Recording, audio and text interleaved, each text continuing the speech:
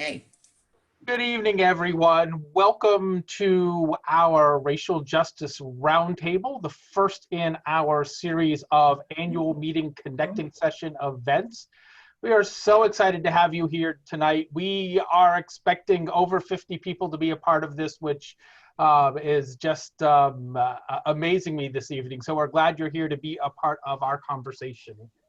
If there are any of you who don't know me, I am Gordon Rankin. I am the conference minister for the New Hampshire Conference of the United Church of Christ, and I will help guide us through this evening.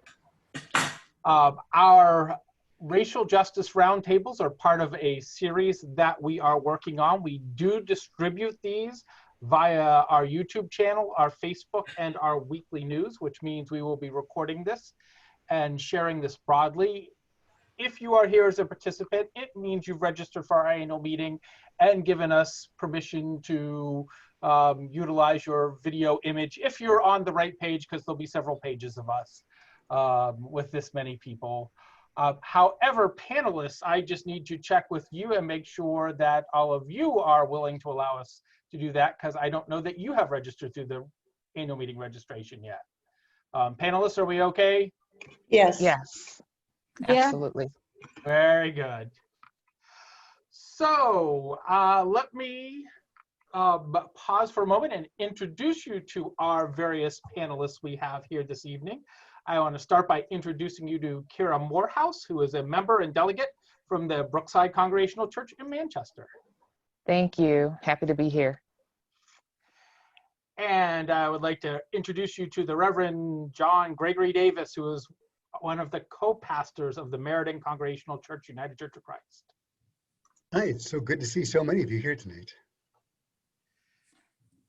We are expecting, unless she's popped in at the back page and I haven't seen yet, the Reverend Renee Rouse, who is pastor of the Northwood Congregational Church, UCC. Hopefully she will be joining us soon.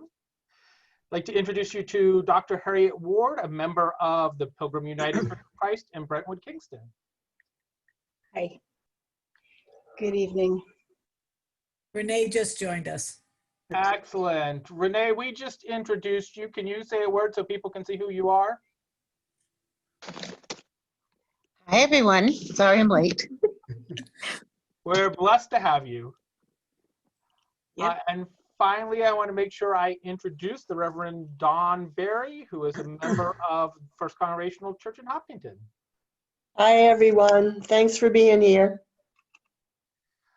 So just to let you know a little bit of what we will be doing tonight, this is a panel conversation between our 5 panelists.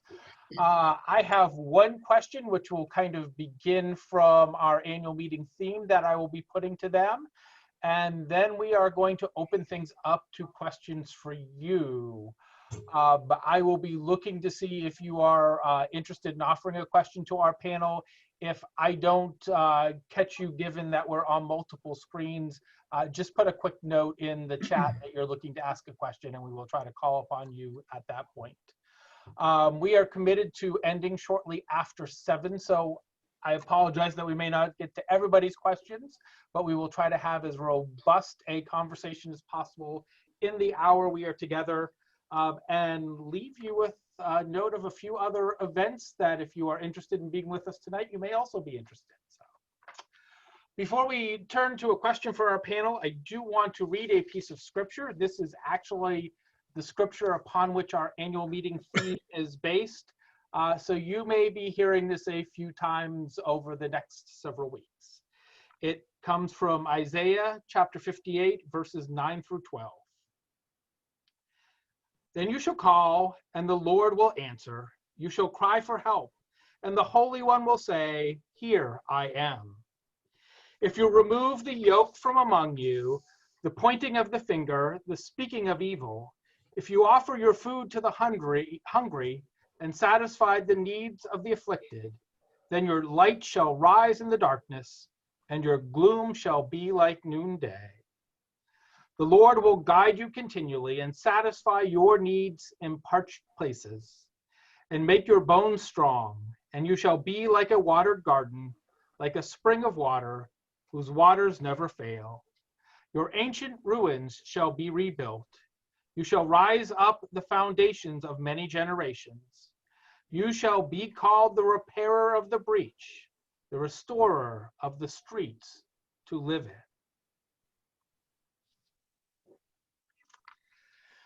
And so my question to begin with for our panel comes out of this. Our annual meeting theme for this year reminds us that a critical part of the work of the church is to repair, restore, and renew in the communities around us.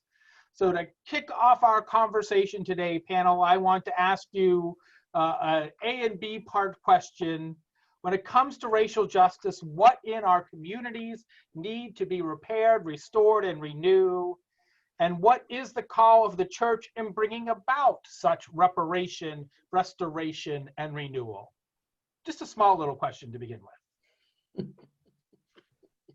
I'd like to start, Please. especially with current events. I think some of what needs to be repaired is trust and relationships. And some of that begins with leadership in the churches and in our communities, declaring that white supremacy is wrong and it exists. And that seems to be an overarching conversation that's happening in our nation right now. And so that would be just that simple statement alone. Making a public statement is a huge step toward reparations.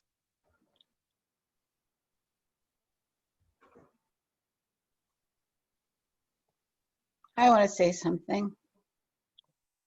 Please jump in. So I think there's a little much worship du jour. Like, we went to church, then we went home, we had dinner, we hung out with our friends, we did whatever during the week, and then we went to church, and then we went to the movies, and then we went to church, and it's just doesn't fly. It isn't continual enough. And I think in the leadership, there's got to be a lot of encouragement to bring our prayers into action. There's no religious ritual that means anything if there's not social action. And I also think that there's an heuristic learning. You learn things by doing them. So if you can take a scripture and make some meaning out of it that drives you to do something, you're going to remember it. So I would just like to see churches become seriously active. And that, again, it always goes back to leadership. It doesn't have to be the pastor that does the leading.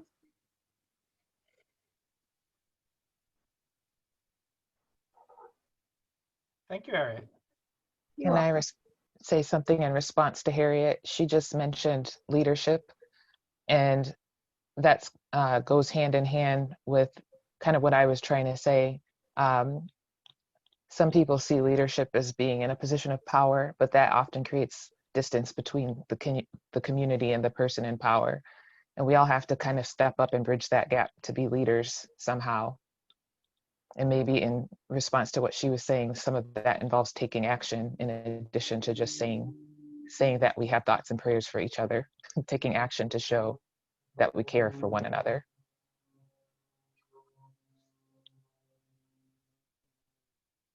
And I would like, Well, go ahead, Renee.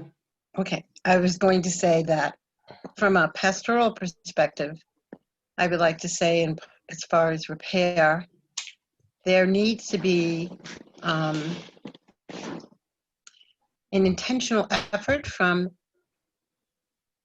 the pulpit to teach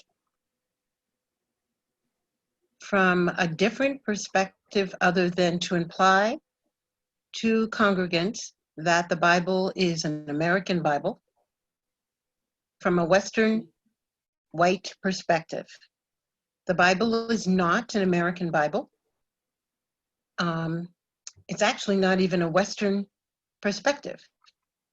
And so, unfortunately, from a New England concept, most of our New England churches have this limited perspective that the Bible is westernized and that it's American. And therefore, it's difficult for New England white churches to come to terms with the reality that the Hebrew people were brown, that the Jewish people were brown, and that Jesus was not a white man. And so it's difficult to identify with Jesus Christ as not being a black man who was on a cross, because the truth is not taught from a Middle Eastern perspective, is taught from a Western white perspective. And so that in itself has to be repaired to allow all of us to come together in realizing that there is no white supremacy in the Bible. But it's definitely taught that way. Even, you know, as a woman of color in seminary, if you don't get that perspective, you really can believe that Jesus has always been a white man when Jesus never was. So there has to be repair in the way the story of the Christ child was taught. And that would help our churches prepare the picture of Christ as the Christ child. And that would help the churches also understand some of the stories that they've learned have been, I don't like the word whitewash, but would get a better perspective of who God chose to come as the Son of God, intentionally to change that whole concept of what we've all been raised to believe. Because the Bible was never intended to be an American Bible.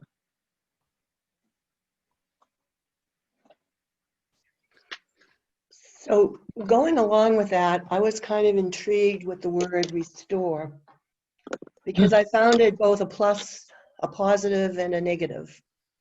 I live in an old house, and when I restore things, I try to bring them back to what it was originally. But sometimes in an old house, that doesn't make it very livable. You have to, that's when you have to renew. So I think that says something to me too about our faith, to restore our faith back to some of the original contextual meanings that haven't been encultured, but go back to what Renee was saying about who the people in the biblical people were, to look at some of the history there. To restore for me also means maybe to restore within our churches the idea of covenant. Mm. Covenant not as autonomy, I get to think what I want. Responsibility and accountability to the gospel and to each other, where we are bound together in love. I think pastoral leadership is very important. I am a retired pastor. I don't want to discount that. But I think part of the restoration has to do with a call to all the baptized to take your part in the community, to take your part in leadership, to take your part being willing to listen. For me, that's part of restoring the meaning of covenant. Too often, if people don't like what they're hearing or it makes them uncomfortable, they shut down, they want to leave, they want to stop paying a pledge, all kinds of intimidation. I think these conversations around race are difficult and are sometimes uncomfortable. But if we restore the meaning of covenant, it means that we hang in there together and we talk about and we listen. And for people like me who are of European descent, it means not talking over or changing the narrative of our African American brothers and sisters, but to really listen. It also means to look at our positions of power in the church. What is the color of leadership in most churches? And I think to be really intentional in providing more balance. I think that's really important. So restore for me does not mean going back to a tradition where it was a traditionalism, but to restore the real meaning of the gospel, where we are all disciples of Christ, we are all followers, and that we're called together in a covenant where we really need to have these kind of in with each other and not be threatening to each other.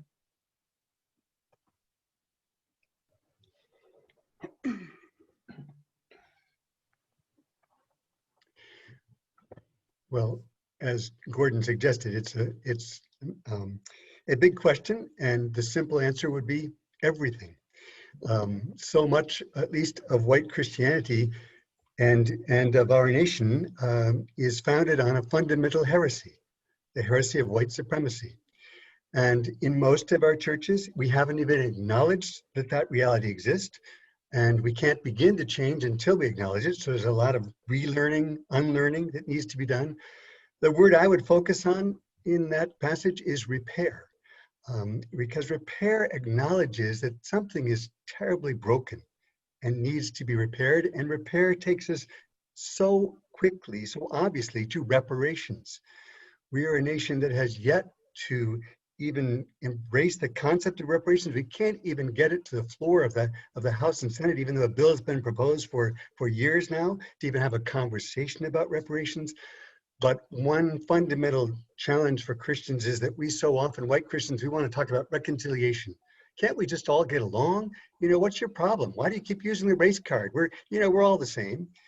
There's a fundamental rift. Just take wealth, family wealth alone. The disparity is a factor of 10 times. The notion that we can somehow come together without repairing the harm that's been done is delusional. And I think that part of what needs to happen for those of us who are white is we need to get beyond the white. As white people, we've been taught, we tend to think that we have the answers and that we know what's best. And so when people of color, when BIPOC people propose things like defunding or abolishing police, we say, oh, that couldn't possibly be. What we need to do is decenter ourselves and be willing to listen to and learn from BIPOC, people of color, Black, Indigenous people of color, from their reality and their vision of what the world can be. And most importantly, the opportunity is for us as white people to, if we can, to the extent that we can, to move from a place of being threatened by the challenges, by decentering ourselves and what the world would look like if it were not white supremacist, to recognize that actually white supremacy dehumanizes us as well. And so the rehumanization project of the gospel, the conversion, which would be another word for being woke, the repair that we're called to, is a kind of collective liberation that, yes, is about caring for the integrity and the dignity and the respect and the opportunity and prospects of BIPOC, but also recognizing that to the extent that we allow the illusion or delusion of white supremacy to influence us as well, there's something hurting in our lives. There's something missing in our lives to live in a world where some people are so devalued while other people are so overvalued. And so part of the one of the questions I've asked our churches sometimes is, do Black lives matter? Do BIPOC lives matter? And if your congregation answers yes, then the next question is, how would anybody know? What are the ways in which we in our churches are in the streets, in the halls of Congress, wherever it counts, declaring that there's something fundamentally wrong? We have a value system problem in our country, and we've got to radically change that if we want to move to a place where even calling ourselves Christian can make any sense. Thank you, John. I saw a question come up in the chat, so I'm going to let that move us into tackling people's questions. The question was, we've used the words reparation and reconciliation. How would we define those? I know that there's lots of different vantage points from which you can define those. I want to keep us true to the nature of this gathering and say, from a theological viewpoint, how would we define reparation and reconciliation? Could I say something about reconciliation? You're part of this panel. We want to hear from you, Harriet. I just don't want to interrupt if anybody was, okay. Reconciliation suggests that just if you broke the word down, just the prefix "re" means that at some point there was some kind of togetherness. But I think you can't reconcile with something, you have to start it. You have to widen your circle. And I'll get personal. I am really tired of being the only Black person that a lot of people know. How can you have reconciliation? Widen your circle. There have got to be ways to do that. And you can begin to reconcile. You can begin to have some relationships with people that are genuine. And I think you could begin reconciliation there. Where would you find African Americans in New Hampshire? There are Black churches. I don't think going to Zimbabwe is important, but that's not exactly the answer. I see Jeffrey McElwain. I wonder if he has something to say, because I was thinking about your church. That gathering with other African Americans of faith, you could do that in this state. Could you begin reconciliation that way? I know there are other ways, but that's been on my mind a lot.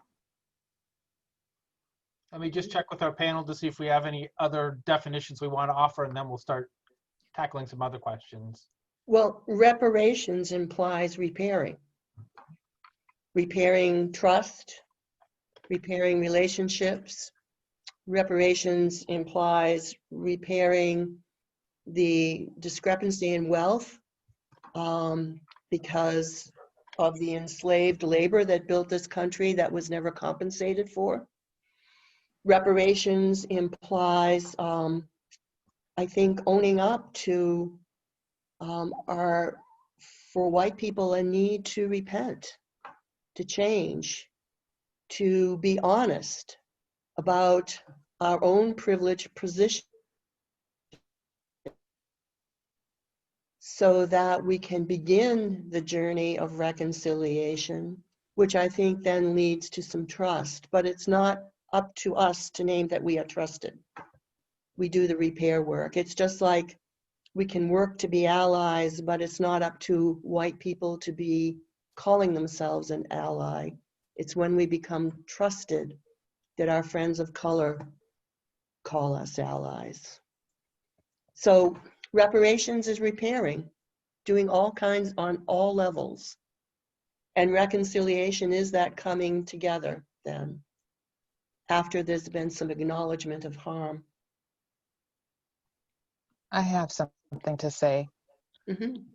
I feel like everybody's done a good job of defining reparations, but somehow in my heart, I feel like you can't have true reparations without compassion. And I feel like a lot of what this passage is talking about is having compassion, and some of that starts with repairing your relationship with your fellow church members, your brothers and sisters in Christ, and not holding back from suffering, the suffering that is happening, especially with Black and brown people, Black Indigenous people of color. We're suffering, and people see it. They might sympathize, but are they really being compassionate if they're not suffering along with us? You can't change what's happening unless you feel deep in your heart that the change has to happen. And I don't know that we always see eye to eye on that when we're in our communities, our faith communities, especially where many churches are starting to speak out more and declare what the issue is, that white supremacy is the issue. And yet still there's fear that people are going to leave the church when the church makes a statement and says something like Black Lives Matter, because it's still so polarizing for some people even to just say those words. So I think somehow there's a lack of compassion, and there's also a lack of reparation with our identity as Christians, because people get wrapped up in their identity, their worldly identity, and they forget to be Christ-like in their interactions with one another. And I would also like to say, in reference to reconciliation, the mere fact that it is difficult for Christians as a whole to be reconciled to God, the theological perspective of being reconciled to God is to come to terms with that in our humanness, we are sinful people. We are incomplete without a relationship with God. That would mean we'd have to own that without Christ, who was sent by God for us to be able to have access to God, the bridge to God, we'd have to be humble enough to know that we need a Savior. That humility would require of us to know that we needed a bridge, and we'd be willing to cross that bridge to be in a relationship with a God, a divine God, to give us access to coming to terms with who we are in our own humanity, that requires us to know, oh, if it wasn't for God, I would not be forgiven. If it wasn't for God, I would not have to come to terms with my insecurities or my idiosyncrasies. Therefore, to be reconciled to God, I'd have to come to recognize my own wickedness, my own places that I don't want anybody to know about me, but God knows. We struggle with that as humans. So to be reconciled to God is a big deal for us. And so we can easily go to church Sunday after Sunday after Sunday and sit through hymns or sit through sermons. And sometimes they really hit us, but we can walk right out the door and forget everything we've heard. And as Harriet said earlier, not use what we heard to impact us through the week and go through that for years upon years upon years and not be transformed, which is what repentance is about. It's being transformed. And then when we look at the issue of race, how can we be reconciled with a brown and Black human being who has suffered as a result of white supremacy, which would mean we'd have to have compassion and mercy upon a brown or Black person who's lived in this nation and has experienced devastating experiences that white privilege has prevented a white person from experiencing. Well, we may not even be able to experience it. If you're experiencing white privilege, you don't even notice it unless you are married to someone who experiences it, or you have grandchildren or children that experience it. You could miss it altogether. Because reconciliation doesn't require you notice anything unless you're willing to deeply remove the masks from your own eyes and your ears so you can feel and experience and see and hear what another human being is going through. So reparations requires that you actually feel and see what's happening to someone that's different than yourself, and then be willing to take the risk to say, I want to do something about that. That might move you close to reconciliation, because you might be willing to say, we've got to stop that. That has to end. And you'd come to terms with it. And so the issue about reconciliation is that if you struggle with being reconciled to God for giving you life or giving you forgiveness, you're going to have a hard time reconciling with someone brown or Black who you can't figure out why it's such a big deal that Black lives matters when people say all lives matters. And people say that, but I saw something a few weeks ago that if a child comes up to their mom and says, "Mom, do you love me?" And the mother says, "Of course, I love everybody." What would that mean to that child? Or if your spouse came up to you and said, "Honey, do you love me?" And your wife or your husband said to you, "Of course, I love everybody." How empty that would sound. And what All Lives Matters is saying to a person who's brown or black is, your life is just like everybody else's life. All lives matter, except if you were George Floyd, or if you were any of my ancestors, or Kira's, or Harriet's, as we stand on the shoulders of our ancestors who were beaten and raped and had their names taken away from them. And I can't track my ancestors any more than they can, but you can. You don't have that kind of history. And that's because they were brown and black people. And until we have the same kind of privilege like you do, Black lives have to matter just like yours. And until that's repaired, I honestly don't believe you can be reconciled to us until that's repaired. That's the difference between reconciliation and reparations. Thank you, Renee. We could easily have a whole series on reparations, and I know it's a complicated concept and one that scares a lot of white people and leaves us without really knowing where to go. But a book I'd recommend to begin with is Jennifer Harvey's Dear White Christians, for those still longing for racial reconciliation. That was probably the book that first moved me from a reconciliation to a reparations model. Much more to be said about it, but we need to do the learning as well. Thank you all. I'm going to touch on one of the questions in our chat, which is a very broad question. It asks about, well, very deep question, I actually think is what it is.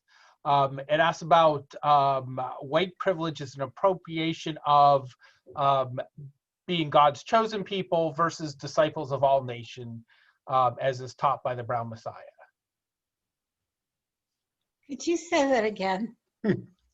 I can say that again. It asks the question, or asks us what our thoughts are about white privilege as an appropriation of the biblical theological concept of God's chosen people versus the idea of being disciples of all nations as taught by the Brown Messiah.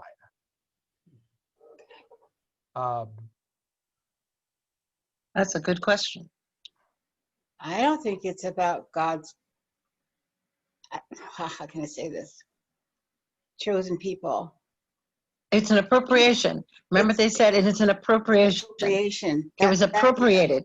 It's white Christianity appropriating. It's stolen privilege. It's yes. Unearned. That's what it's okay. Unearned. That's what I yes. was trying to think of. I couldn't think of the word. It's an unearned status. There's this melanin-based caste system that was built by people of European descent, and I differentiate between people of European descent and white people. Yep. If I call you a white person, I'm not very happy with you.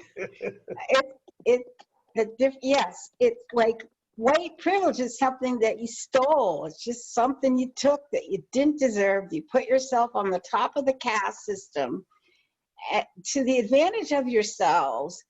Kira and I were joking about some of the things that are white privilege. It seems so stupid and trivial, but that they have affected just our very development and how we walk through life. And one of them, I don't know why chickens keep coming up, but I can't believe you're gonna go there. I can't believe she is either. There's a lot to say about chickens, but this is just one.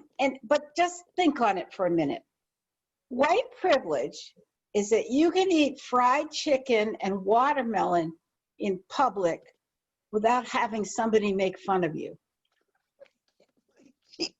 And to build on that, this conversation between Harriet and I came up because we are both administrators of our New Hampshire Juneteenth Facebook page, which has continued on beyond the Juneteenth holiday.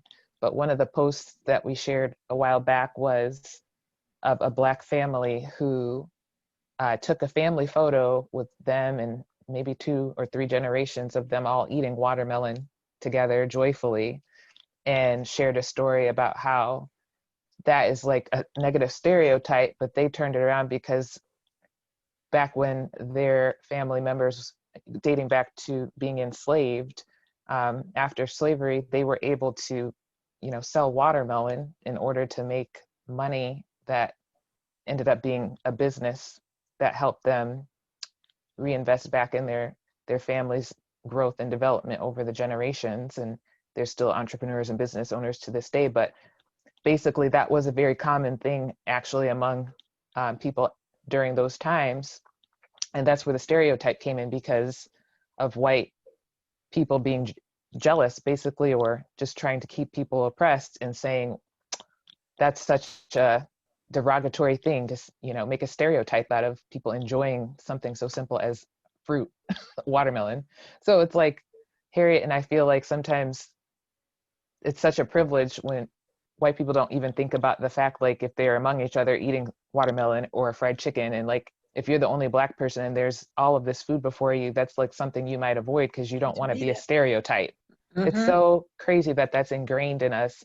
And it's something we probably don't talk about, but that somehow when we shared that one post, it got us talking about it. Yep. I never had that conversation with another Black person before until we somehow bonded over that post. I have never in my life eaten fried chicken in front of a white person. We were all taught that. My mother taught me too. Don't walk down the street eating fried chicken. But that's white privilege. You can just do what you want to do. There's so many things you can do without worrying about somebody saying something about you. And so what happens in the church? It's just how you get in the church, and you hide your authenticity because it's going to throw people because you don't conform to either. Or sometimes you can't conform because if you do the same thing that white people are doing, funny, how do you repair that? I mean, white privilege, you're not chosen of God. We're all chosen of God. Mm-hmm. But white privilege is something that got stolen. Thank you all. Another one of our questions asks, what can I do to help undo the system? Can I join Black organizations like BLM to be a part of the work? Are white people who join Black organizations welcome or resented? Welcome. Black people white people are welcomed in those organizations, except you as white people, the tendency when you join organizations that are like Black Lives Matters, or if you come and join, for example, the Racial Justice Mission Group, one of the characteristics of white people when they join groups that are about racism is your European descent characteristics is to join groups like that and tell Black people what to do.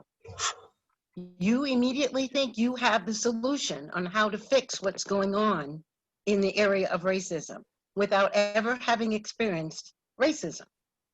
And so you're convinced that you can walk in, have all the solutions, and if we just do this, this, and this, and this, we can fix this.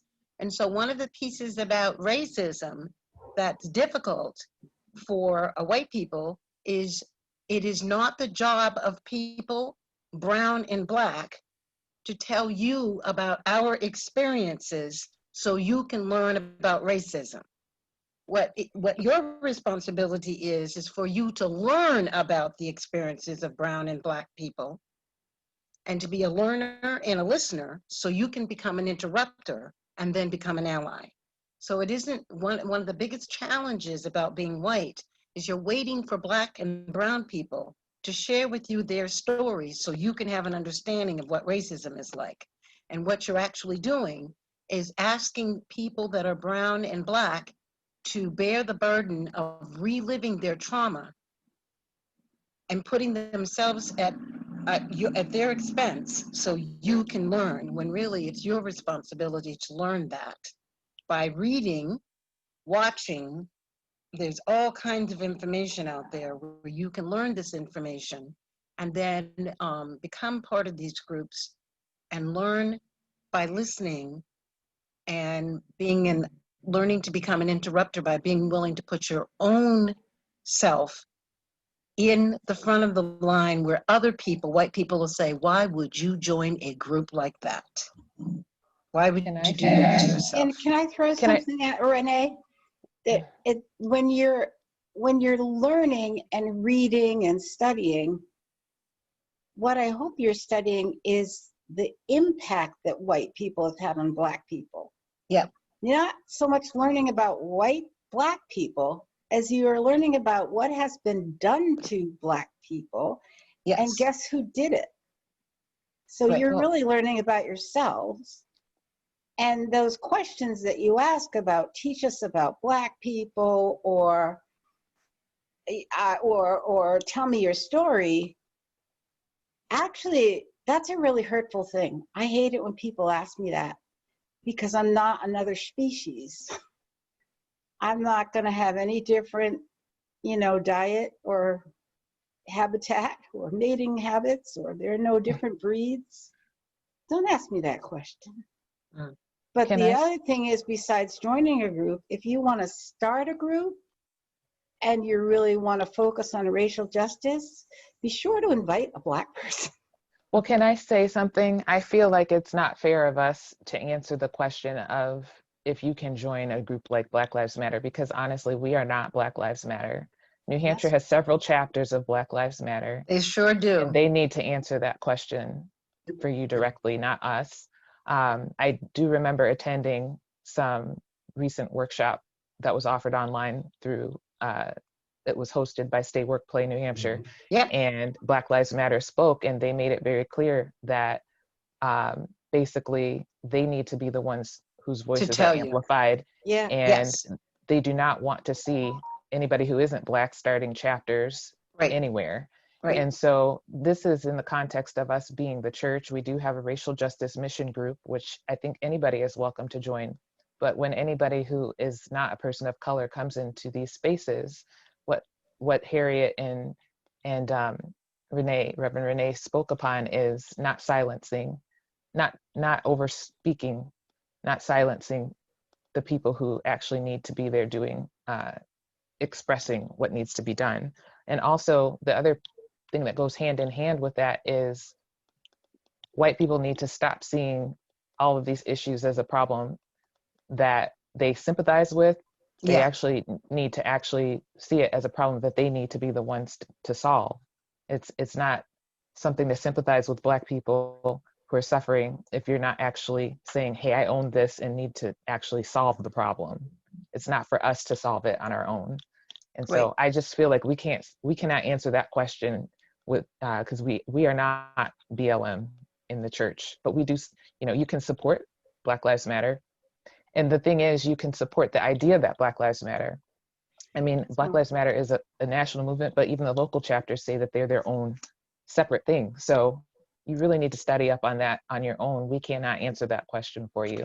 It's the same with the NAACP. There are chapters throughout our state, and you can certainly read about those, but you've got a Manchester chapter, you've got a Nashua chapter, but there's chapters throughout the state. But the bottom line is that, again, the European mindset is to let me find an organization and let me see what I can do about, how can I join that or do that. But again, as Harriet said very appropriately, we are not a different species that you have to study. We are God's people, and we are in covenant with you. And the church has been complicit in racism. And we, as a people of God, have a responsibility to do something about that. And as a racial justice, we're here to be learners and to be interrupters, and then to become avid how to teach the church to become an ally in making sure this stops. And so it's not something that is going to happen by people of color telling you how. It's one that requires that we seek God's heart and God's face continually. And you, as people of European descent, continually seeking God and saying, where is the racism in me? Learn that about you. And then saying to God, okay, if you reveal that in me, where do I go to become an anti-racist? What is it that, God, I need to do differently? And then again, seek, how do I reconcile with you, God? Where does reparations in me start so I can be used as a tool of yours to move toward anti-racism? Because that's where it starts. This systemic racism isn't going to go away just because we talk about it. It's been going on in our country for over 400 years. If I could put in a plug for the racial justice mission groups, the process for becoming a racial justice church. If you want to start a group, if you want to do something in a congregation, we have a process that's developed that you can begin. There are lots of resources in it. It's available on the New Hampshire Conference website, the Racial Justice Mission Group. You can download it and begin some work there. The NAACP is open to people of European descent. And there are the 2 chapters that was mentioned. There's also Surge, showing up for racial justice. And John does a lot of work with that. I guess he just put something down about Surge, but I know that he has weekly events at his church where people stand out with Black Lives Matter signs. And so Surge is, and I know there's a Concord Surge group. Mm-hmm. So there must be others too in the state. And the national group is doing superb work, and they have a faith component where they actually do an anti-racist interpretation of each week's lectionary as well. Tremendous resources through Surge. I highly recommend getting it for white. It's designed for white people to do the work white people need to do, while also being accountable to BIPOC people. So a great organization. I think that's the important thing, is for white people to begin to do their own work, to develop a positive white racial identity, trying to move away from the white supremacist model, and also away from seeing ourselves as somehow helping people of color, but to develop what it means to develop a positive identity in that. I think it would be helpful for having just genuine friendships and relationships with all types of different people, including people of color. But as Harriet said, I can't say it enough, please do not do that seeking out, like asking people to relive their trauma in order for you to learn. That is just so fatiguing to be in those kind of interactions. Yeah. Just even saying no to that is fatiguing. Like, no, I won't. That is even hard to do. I just usually leave. I want you to think about racism as a public health crisis. I want you to think about the reality of racism in our nation as a public health crisis. When you think about every child, brown or black child, in the United States, going to school, going anywhere, think about teenagers, whether they're in college, whether they're elderly, in nursing homes, whether they're in churches, wherever they are, and think about the reality of racism. And it's something they've lived with all their lives. And it's trauma going on constantly. And when you think about trauma, it's not a post-traumatic experience, it's trauma continually, that it is a public health crisis in our nation. And we as a church are in a place to be able to do something about that. Just like we would if we knew there were soldiers coming home from the trauma of war. Just like we believe that we're to care for those who are homeless, that are living in traumatic experiences, or the mentally ill. Racism is a public health crisis in our nation. All the time, kids are experiencing racial challenges and trauma all the time. And they're trying to learn at the same time, all the time. They're trying to learn and they're trying to cope with everyday life, whether they're in a food insecure environment, they're living in physically abusive environments, sexually abusive environments, and at the same time, they're living with racism. I'm going to enter the dialogue a little on this question too. I think it's important to name, for those of us of European descent, if you are trying to help undo the system, a key piece of this is stop thinking of this as a quick fix. Yeah. This is not a quick fix. You know, that's a piece of privilege. This is not a 4-week book study. This is not a year-long conversation. Those might be a component of what this is, but those alone aren't this type of thing. If the New Hampshire conference is going to be a racial justice conference, as we have declared ourselves to be, that is a complete change. We are never the same again if we are living that out. Matter of fact, it's not just one change, it's a perpetual change, because we're constantly learning and growing and becoming and learning as we listen to one another of all races. This is a forever thing. One of the things that I hear too often from folks of European descent when doing this work is, oh, this is so exhausting.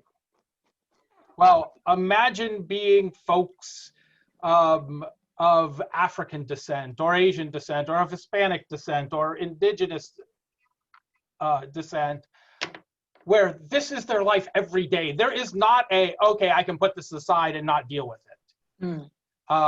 If we're really going to try to create justice, this has to be everyday work and not just, okay, we can fix this and reconcile this and move it on and move on.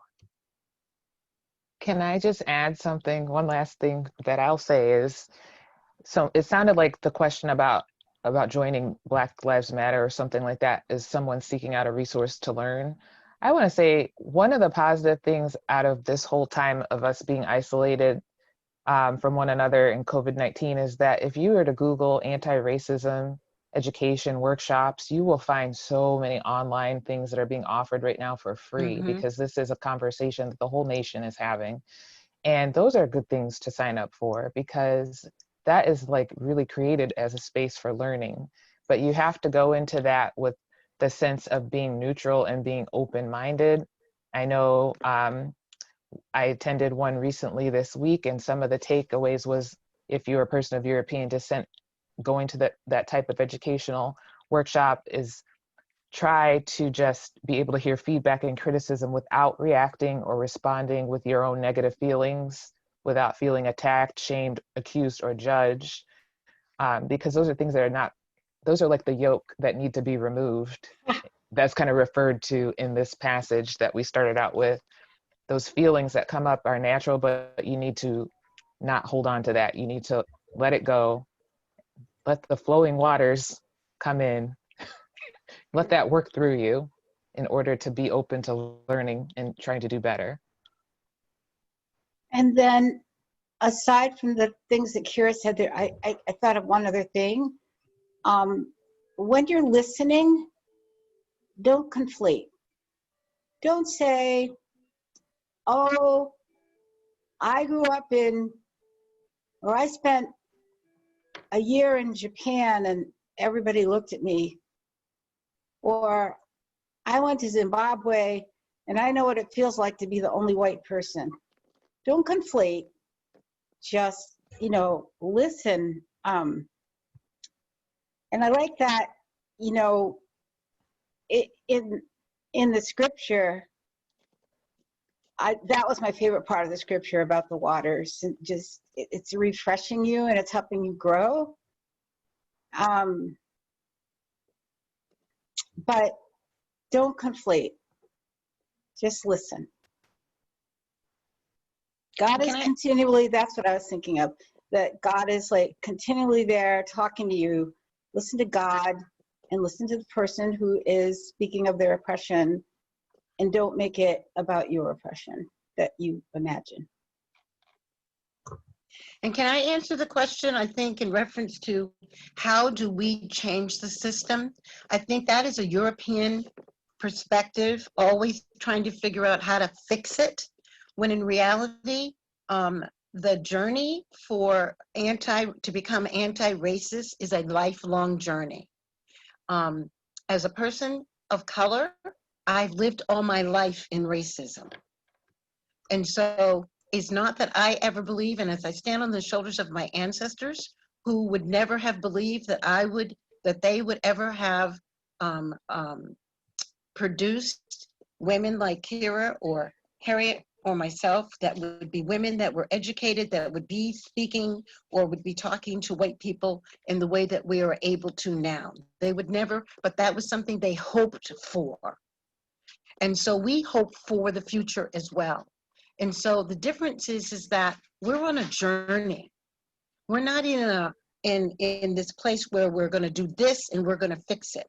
And so the women of color that I meet with on a regular basis that are right here in New Hampshire, we get together to encourage and assure one another that it is for the future brown and black children in New Hampshire and in our nation and hopefully in the world that come out of the United States of America to know that they are empowered, that they matter, and that they are going to be purposeful, and that they're going to change the world. And we start by believing that in ourselves. And so as we sat here for this hour, my goal was to encourage you to learn more about yourself, to learn what parts you've played by allowing your white privilege to keep you locked in the same prison cell I'm locked in through white supremacy. And if we want to get out of this prison cell as people of Christ, we have to do it together. But you've got to do it by first being willing to learn. There's another place to remove the yoke, Renee. So how many of us are teachers? Right. How many of us are teachers? What are we telling children? What are we modeling for them? What are you modeling? Yes. What books are we reading for them? Are we checking out the curriculum in the schools to see what the schools are teaching them, if they're teaching the truth? Right. Kira sent me something today from the Dover Public Library. Right. I just about hit the roof. What books do you have in your churches? What's in your churches? Yeah. What books do you have in your churches, in your nursery, in your Sunday school? If brown and black people came to your church, would they only find books that only have white people in them, or would they find books where they'd see brown and black people in them? What's in your churches? When you as a pastor preach, do you preach letting your people know that the Hebrew people were brown people, or do you preach as if only white people are in the Bible?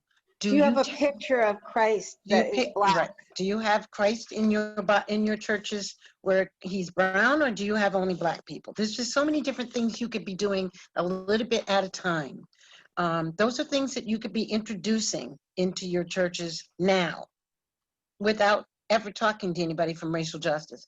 Racial justice, we're all here. We're all willing to come and talk to your church through Zoom.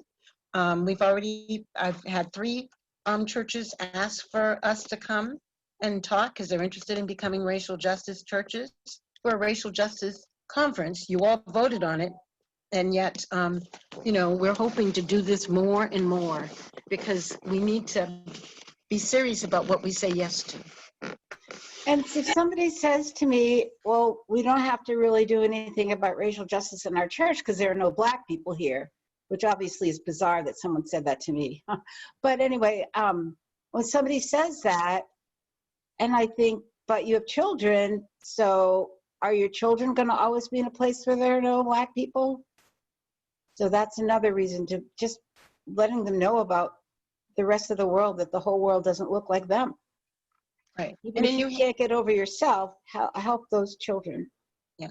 And in New Hampshire, yes, people of color make up 1.5% of the population, but in the COVID-19, we make up like a higher percentage of the deaths have been people that are brown and black. So how do you deal with that? Our prison is filled with 6% of the prison population are brown and black people, even though we only make up 1.5% of the population. So we can't, as a church, keep saying there are no brown and black people in New Hampshire. And the first brown and black people showed up here in 1645 and were brought here as people and then enslaved. We cannot continue to live the lie that there are no brown and black people here. We cannot continue to keep doing that. And so we need to learn together. How are we going to change? And first is how we preach, how we teach, and how we live together.